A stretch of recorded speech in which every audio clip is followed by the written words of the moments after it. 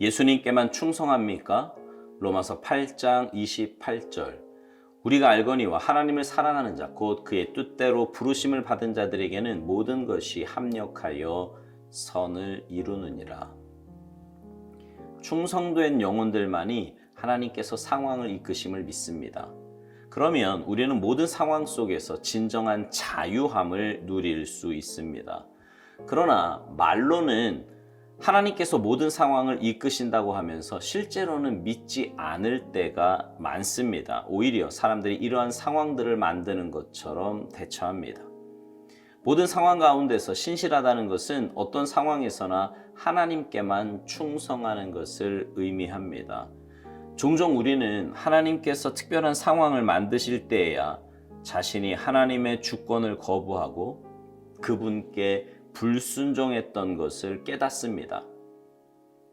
우리는 하나님께서 무엇을 추구하셨는지 전혀 몰랐던 것입니다.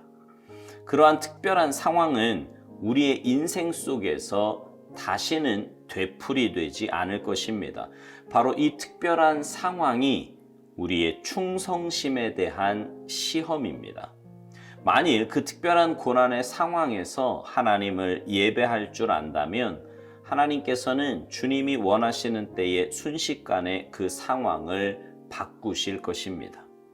예수 그리스도를 향한 충성심은 우리가 오늘날 꼭 붙들고 있어야 하는 것입니다. 많은 사람들이 일, 봉사, 다른 여러 가지 것들에 충성하지만 정작 예수 그리스도께 충성하지 않는 사람들이 많습니다. 사실 예수님을 향한 충성에 대해 말하는 것조차 피곤해합니다. 심지어 주님께서는 세상이 아닌 바로 그리스도인 사역자들에 의해 더욱 완강하게 왕위로부터 폐위되고 있습니다. 하나님은 사람을 축복하는 기가 되어버렸고 예수 그리스도는 일에 중독된 일꾼들을 위해 일해야 하는 머슴이 되어버렸습니다. 우리가 하나님을 위해 일한다는 생각을 버리고 더욱 주님께만 신실함으로 그분이 우리를 통해 주의 일을 하시도록 하십시오. 나는 너의 가장 뛰어난 섬김을 기억하노라. 너는 아무 불평이 없었고 나는 내게 설명할 필요가 없었다. 하나님께서는 그분의 아들 예수님처럼 지금 우리를 충성스럽게 사용하기를 원하십니다.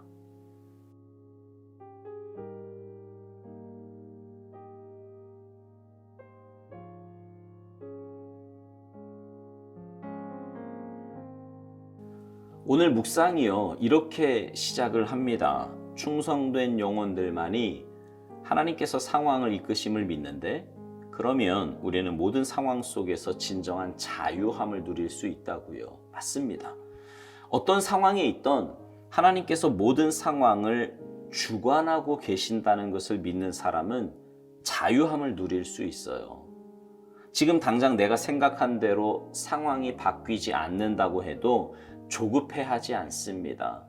지금 처한 상황이 내가 이해할 수 없는 상황으로 눈앞에 펼쳐진다고 해도 당황하거나 속상해하지 않습니다. 결국 하나님께서 합력하여 선을 이루어 주실 것이기 때문입니다. 내가 생각한 것보다, 내가 기대한 것보다 하나님께서 예비하신 것이 훨씬 좋다는 것을 믿기 때문입니다. 그런데 많은 경우 소위 믿음이 좋다고 하는 사람들까지도 실제 상황에 처하게 되면 하나님을 향한 믿음보다는 눈에 보이는 환경에 반응할 때가 더 많아요.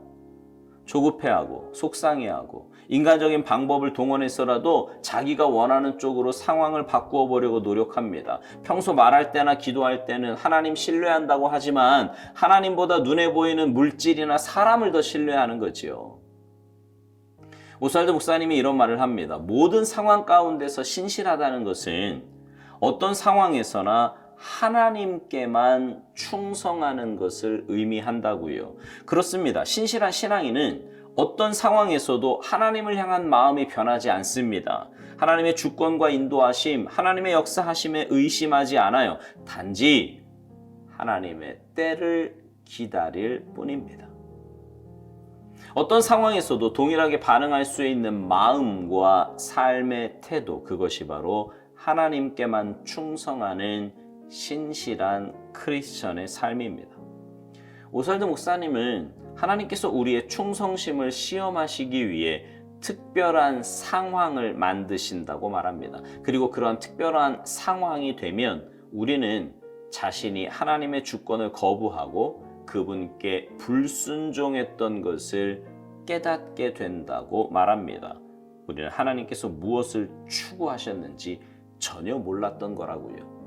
그러면서 만일 그 특별한 고난의 상황에서 하나님을 예배할 줄 안다면 하나님께서는 주님이 원하시는 때에 순식간에 그 상황을 바꾸실 것이라고 말해요.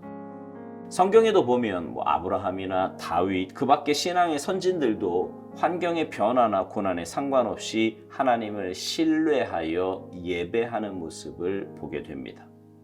특별히 욥의 모습을 봐도 그 고난 가운데서 하나님을 끝까지 신뢰하고 믿음을 저버리지 않는 모습도 보게 됩니다. 우리가 얼마 전까지 금요일마다 함께 은혜를 나누었지요. 그런 그들의 모습이 하나님의 역사를 체험하게 했던 것이고 하나님의 귀한 도구로 쓰임받을 수 있었던 겁니다. 자, 그러면 이제 어떤 분들은 이런 말을 해요.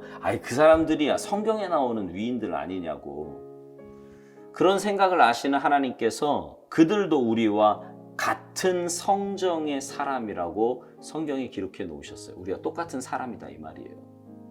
그러니까 우리도 믿음의 선진들과 같이 어떤 상황과 고난 가운데서도 하나님을 신뢰하고 하나님만 예배할 때 하나님은 우리의 중심을 보시고 우리의 상황을 가장 선한 것으로 바꾸어 주실 것입니다. 제가 좀 전에 하나님이 우리 중심을 보신다고 했어요. 겉으로 그런 척 하는 것이 아니라 중심에서부터 하나님을 신뢰함이 자리 잡는 거예요. 그리고 그 마음이 삶의 모습으로 나타나야 합니다. 그럴 때 하나님의 역사는 시작되는 겁니다. 오살드 목사님이 이런 말을 합니다. 예수 그리스도를 향한 충성심은 우리가 오늘날 꼭 붙들고 있어야 하는 거라고요.